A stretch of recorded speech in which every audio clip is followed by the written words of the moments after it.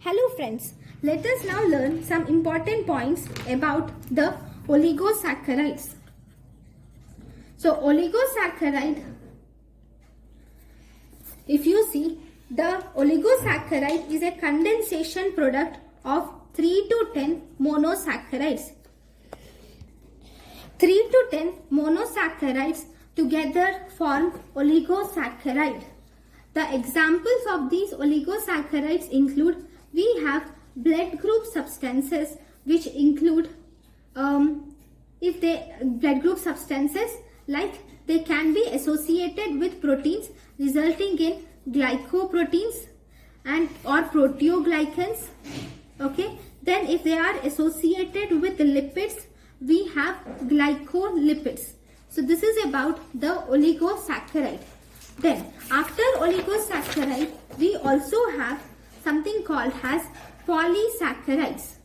In polysaccharides, we have this polysaccharide is it has more than 10 monosaccharides. We call it as polysaccharide.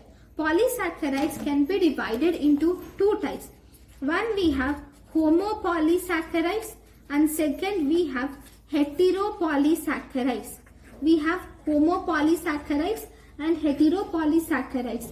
In homopolysaccharides, the first thing which we have to learn today is about the glycogen.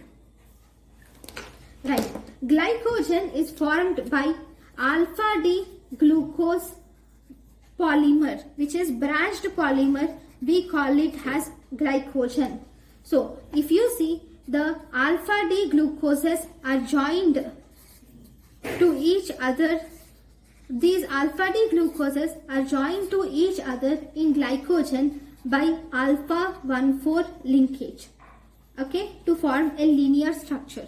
Then for a branch, one more alpha D glucose is joined with the help of alpha 1,6 linkage.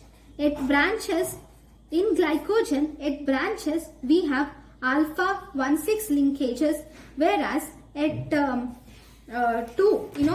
linear chain we have alpha 1,4 linkages are seen in glycogen.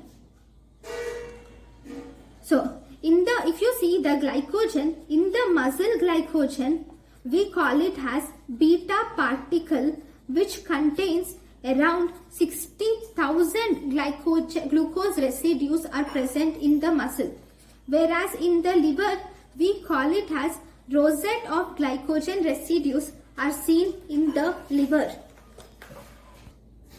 In glycogen, the branching point occurs after every 8 to 12 glucose residues. Every 8 to 12 glucose residues, you see the branching point occurs. Okay. So this is about the glycogen. If you see the glycogen in the center, it has more and more branches. As we go to the periphery, the number of branches decreases in glycogen. Here in glycogen, the branches are arranged in concentric, almost 12 concentric layers. And in the center, you see more branches are seen. As we go to the periphery, the branches become less. Then the next homopolysaccharide which is important here is about starch. Right? Now this starch is made up of two important units. That is, we have amylose unit in the starch, and we also have amylopectin is present in the starch. So if you see, the amylose unit in the starch is in around 17 to 20%, and it is actually unbranched.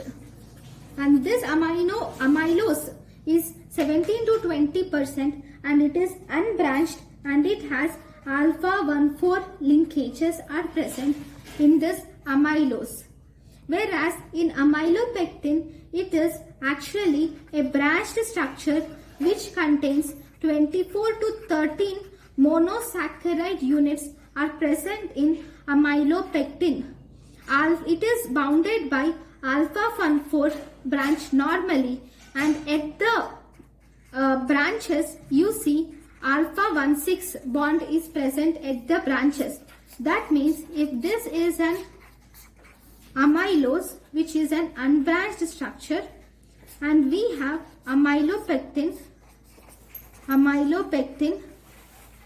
and in this amylopectin, here all these are linear branches, linear structure without unbranched top part, has alpha 1,4 linkages, and this is branched. At this branched point, it has alpha 1,6 linkages, right? This is amylopectin. Then, right, now if you see the digestion of starch, starch gets converted to, or it breaks down to, limit dextrins. First and foremost, in the starch there is amylase, and this amylase will first break alpha 1,6 linkages. So alpha 1,4 linkages. In starch we have alpha 1,4 and alpha 1,6 linkages. Amylase, which breaks starch, will first break alpha 1,4 linkages. So as a result, in this limit dextrin, we have mainly alpha 1,6 linkages. These limit dextrins will form maltose, which again break down into glucose, and this glucose is absorbed from our body. So this limit dextrins converts into maltose in the presence of the enzyme isomaltase, whereas maltose gets converted to the enzyme gets converted to glucose in the presence of the enzyme maltose gets converted to the glucose in the presence of the enzyme maltase. Then, so this is about main important points about the starch. Next, after starch, we have second important thing is about the next homopolysaccharide here is dextrin. So we have dextrins. Okay, these dextrins are made up of alpha glucose units. Okay, and this dextrin is made up of alpha glucose units with different linkages. So we have alpha 1,4 linkages are present in dextrin, alpha 1,6, alpha 1,2, and also alpha 1,3 linkages are present in dextrins. This dextrin has high molecular weight. Because of this high molecular weight and highly branched structure, this is used as plasma volume expander, especially in hypovolemia. In hypovolemia, you can use this as plasma volume exchanger, and in gel filtration chromatography, the gel which we see here is also dextrin. Then this dextrin is also used in dental plaques, as dental plaques are actually the network of dextrin.